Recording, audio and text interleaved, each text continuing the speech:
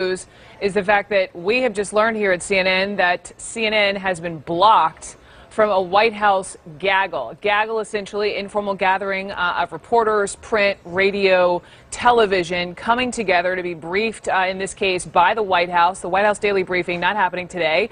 And traditionally, and you've seen the pictures, lots of reporters are included in that. This is so incredibly significant because this has never happened in this administration. Not only is CNN blocked, other organizations blocked, the New York Times, the LA Times, and Politico. Apparently, the White House Correspondents Association is protesting. And as we're getting more information, just a little bit of context, as we've been taking CPAC, this conservative conference in Washington, D.C., we heard from the president this morning, and he doubled down on his tweet from just a couple of days ago, essentially saying the media is the enemy of the American people. His chief strategist this time yesterday calling the media the opposition party over and over. Let's talk through this. I have Sarah Murray first joining me, one of our White House correspondents. And so, Sarah Murray, why aren't we there? That is a great question, Brooke. We lined up.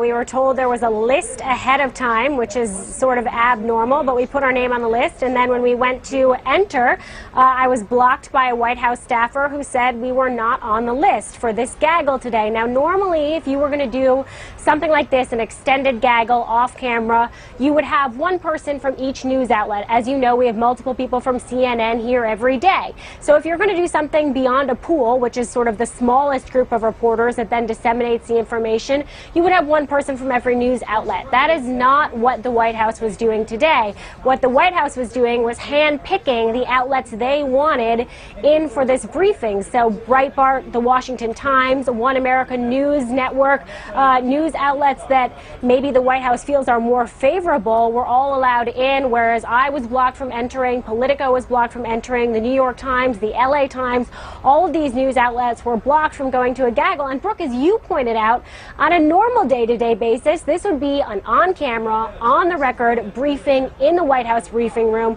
where anyone at any of these news outlets would have a chance to be called on and to answer a question. It's pretty clear that that is not what the White House wanted to do today, and they wanted to just select maybe news outlets that would be more favorable, which I do have to say I think is kind of unfortunate, Brooke, because when you think about the list of priorities that the president was ticking through earlier today, he was talking about serious immigration matters at CPAC. He was talking about serious tax reform, serious health care matters, things that our viewers really care about. And when we go into those briefings, that's an opportunity to ask questions about any number of news stories of the day. And today it's clear they did not want CNN to be involved in that. The story that CNN broke about the FBI and the White House talking when they absolutely shouldn't have been because of this investigation. So this is not okay. Go ahead, Sarah. Well, and that's the other thing is, you know, the White House is clearly incensed over this excellent CNN reporting about conversations between the White House chief of staff and senior officials in the FBI. In fact, senior administration officials held a gaggle here this morning for almost 45 minutes discussing it. The odds that that story is not yet coming up again, that those Russian contacts are not yet coming up again, are very slim, and yet they've decided to exclude CNN, the news organization that broke that story, from this gaggle, which is also, of course, disconcerting. Sarah Murray, don't go too far. I may come back to you. Let me bring in Jeff Mason, the president of the White House Correspondents Association, who I mentioned off the top. They are protesting this whole thing. This is not okay, is what I keep hearing myself think when I'm just learning this, like the rest of us. Jeff Mason, what did the White House tell you all? Why is this happening?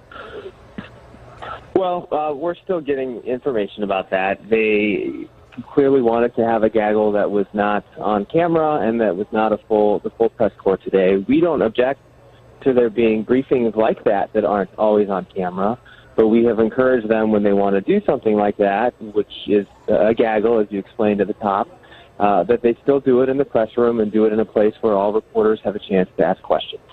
So we've made that clear, and we're going to continue to have discussions with them about that, and we're not happy with how this happened today. So tell me a little bit more about what we know. So Sarah mentioned some of the organizations who were allowed to attend the gaggle, Breitbart, Conservative Times, and I understand some organizations are boycotting, like they could have been part of the gaggle, but because of what the White House is doing, they didn't go.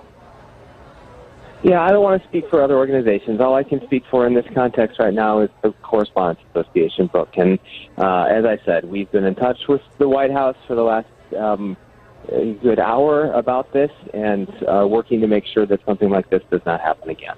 Okay, Jeff, let me keep you on the phone. I've got Dylan Byers sitting next to me. There are organizations who are boycotting this. There are. What we have so far is the Associated Press and Time Magazine. What you can imagine happened, Spicer held this gaggle. Certain organizations were told they couldn't attend. Certain media outlets, at least the Associated Press and Time, decided they weren't going to stand for that and then left the gaggle. I have to say this is extraordinarily troubling. By the way, I understand every White House administration's frustration with the press. The press doesn't always get it right. I understand the strategic effort here to demonize the media and why that plays well with the president's base. But when you get to the point where you are handpicking which media outlets get information from the White House, from the press secretary, from the spokesperson for the White House, that is extremely troubling. That does not speak of American democracy. And in fact, Peter Baker, veteran White House correspondent for the New York Times, tweeted, look, he covered the Clinton administration, Bush administration, Obama administration. He never remembers anything like this happening before.